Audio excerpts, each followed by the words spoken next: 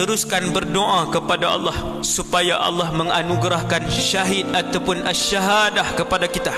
Sesungguhnya orang yang sentiasa, laki ke perempuan, yang tiap-tiap malam sebelum tidur minta dengan hati yang ikhlas, bersungguh-sungguh kepada Allah, ya Allah, urzuqni syahadah, muliakanlah aku dengan syahadah, maka dia akan dibangkitkan di padang mahsyar, duduk dalam kumpulan syuhada walaupun dia mati di atas katilnya, kata Rasulullah, wa in mata ala firashihi. Tiap-tiap malam lepas baca doa, berlinang air mata, ya Allah, kurniakanlah kami asyahadah. Kerana zaman ni kami nak masuk syurga dengan cara apa, ya Allah?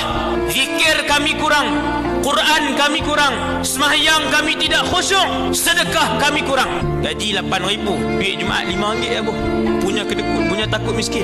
Nak masuk syurga apa? Punya takut miskin, nak masuk syurga. Sedangkan Nabi bersumpah takkan kurang duit orang yang bersedekah.